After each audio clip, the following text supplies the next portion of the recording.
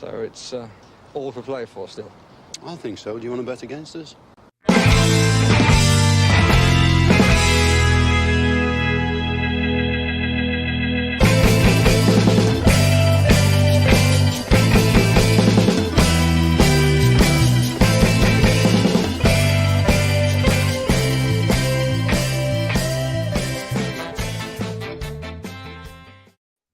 Hello, everybody, and welcome to For the Love of Paul McGrath podcast. Out of sheer boredom, I said pop on and do a quick little 5-minute podcast. Something that we've been threatening to do for a while, myself and Paddy. We are pretty interested in the pre-match press conferences, post-match press conferences, and stuff like that. And what we wanted to do was maybe do a little press conference, just highlighting, or do a little podcast, just highlighting what was said in the pre-match press conferences ourselves. So I very much know that I'm usually known to say this will only be a short podcast, maybe 10-15 minutes, and then I take an hour. This will only be a short podcast. So Steven Gerrard met the media today prior to the Leicester game. It was quite a lengthy interview that he had with them. It was nearly 18 minutes, and there was some bits of substance in it, and there was other bits that maybe weren't. There was some strange questions. He was asked about the Manchester United job, Eric Ten Hag, and bits and pieces which I thought was strange. You come to an Aston Villa and Leicester press conference. I personally don't want to hear him talk about Manchester United.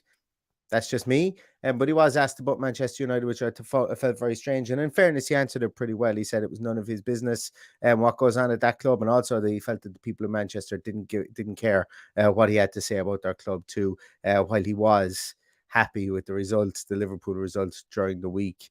He did mention that he was happy with that. But overall, I think the tenure of the podcast, or of the press conference itself, should I say, was that he's looking for a positive result at the weekend. I don't think he was ever going to say anything different. He praised Leicester quite a lot. He said he's a lot of respect for Brendan Rodgers. He said he's a lot of respect for the Leicester team. He referenced the game that we played previously, where we scored from set pieces. We came back from 1 goal down, and that JJ had the goal disallowed. He made reference that he still doesn't think that goal should be disallowed, and I 100% agree with him as well. He was asked some questions as well about where he feels the issues are happening at the moment. He said he's not going to point fingers at individuals. It's about collective blame and collective praise. When we win, we celebrate together. When we lose, we lose together. And just pretty much stock answer, I think, from any team manager within the Premier League, and one that I would have expected him to give as well. He said that the reality is that there's no feeling sorry for yourself in the Premier League. You just got to go back and you got to try and win games as well. Reference the fact, or he was asked questions as well on the fact that over the last 4 games, we've conceded 9 goals. But the previous 4 games to that, we'd scored 9 goals and conceded none as well. He referenced that we are too inconsistent. He thinks he knows what we have to do with this team and what this team needs to progress as well. He's expecting a good team from Leicester at the weekend. He went into a bit of detail as well, and I never wrote down the numbers, but he said that there's been quite a lot of changes changes to their team over the last few months. He referenced the fact that they are going on a very, very good European run, which is true at the moment, and they're playing Aston Villa at the weekend. Will they really be focused on Villa, or will they be looking forward to, I think it's Roma, who they play in the coming week? But he said that he's not going to worry about that. That's a job for their team and their backroom team to worry about how they're going to shuffle the deck in that aspect. He's just worried about Aston Villa and how Aston Villa perform there as well. He spoke about some people who are going to be out of the team. He spoke to Bertrand Traoré, picked up an injury. Seems to be happening all too common for Bertrand Traoré at the moment. And also for Morgan Sanson, somebody who, I suppose, a lot of people are asking questions. Can he do a job in the midfield? And, time is running out for him at the moment with regards to I think his future at Aston Villa, and him picking up another injury ain't going to help his cause. It's going to be a big off season for him if he is going to stay around at Aston Villa Football Club, but he is out injured as well. Courtney House is another one, long-term injury, still seems to be out as well. Just signed a new contract as well during the season, remember, so people who think that maybe Courtney House might be one for the door, I don't know, unless that contract was signed to protect his transfer value. I'm not 100% sure, but he's injured anyway as well. Luke Dean is out also. As we know, he had surgery on his broken collarbone. There was reports that didn't come from this press conference, but there are reports that he could be back before the end of the season, which would be a good shot in the arm, if you'll excuse the pun, for the team as well, because we need everybody that we that we can get. Steven Gerrard also referenced the fact that he's aware of the 6 defeats in these last 9 games as well, that the league is streaky, that we have been streaky. It's nice to hear him mention that. It's nice to hear him not make excuses for that, although I would really like him not to have to be asked those questions and we just win more games than we lose. That would be the best thing that could happen on the field, that would help us not have to answer questions like that. He bemoaned, actually, there was a part of the interview where he mentioned that it's been a stop-start tenure to his time in Aston Villa. He almost, bemoaned the fact that Liverpool have gone so far in the FA Cup and the fact that we had no game this weekend.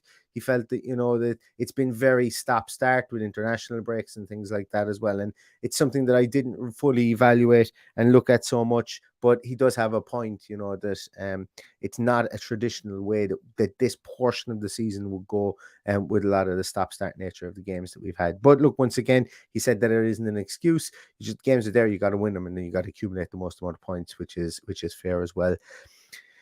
He was asked directly about JJ Ramsey, and he mentioned that he was aware of the Ramsey family, which was an interesting comment as well. The fact that we obviously have Aaron Ramsey and the younger brother, whose name always escapes me, still on the books. But he mentioned that he was aware of the Ramsey family. He mentioned the under-18 team that got to the FA Cup final last season, and he also said that that JJ was obviously somebody that was on his radar. He mentioned Carney as well by name, which maybe hopefully is a promising sign that maybe we're getting something done with the contract there.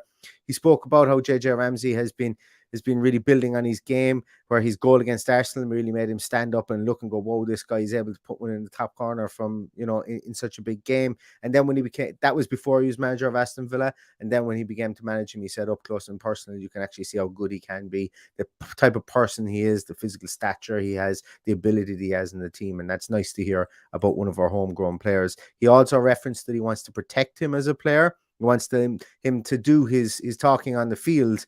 And he wants him to continue to keep on learning to become the best person that he can possibly be, whether on the field or not. Also, other questions that he was asked about were summer transfer window. He wanted to know did maybe some speculation have an effect on players, and was there an effect on the squad, considering that we're being spoken about spending money in the summer. He said that no matter what club you're at, players have to approach that's part of being a professional footballer, essentially. He said that we've got really good owners that are in full alignment from top to bottom. He name-checked Johan and Christian Purslow as well. And he said that appraisals are essentially going on of new players as they're going on of the current players that we have. And he's only really focusing on what he has because he needs to win games over the next 7 games. And I like that, the way that he's consistently referencing that, listen, I need to win games over the last 7 games that we have, because he does, and we can't be coasting into a summer as well, because that's not going to do anybody any favors. Whether it's our off-field business or our on-field business, ain't going to do us any favors in that aspect as well. There was a portion of the press conference where he spoke about Jack Grealish, and I didn't really look. It may be uninteresting to some people, but I didn't feel there was any need to really bring it up. I didn't think he spoke about not making excuses, but there was it was kind of a strange portion of the press conference. There was no real need to bring up about the Jack Grealish thing. He didn't manage Jack Grealish. Jack Grealish wasn't here when he was with the club. But one real interesting thing that he did say was that obviously we lost Jack Grealish and we've replaced him with 3 players. And he did more or less, he didn't name check them, but he said the 3 players that we've brought in, we're waiting for them to explode. They haven't done it yet. And I think that that's a shot across the bow of the likes of Danny Ings, and Bailey and Buendia, to say, listen, we need more of you. Now, he did reference injuries as well with regards to the 3, and the 3 of them have been injured since he's come into the club. But he is right, and it's good to hear him say that listen, these guys haven't fired and haven't exploded for us, and we're hoping we can get them to explode over the last 7 games, because we need to see something from these 3 players, and that was nice to hear as well.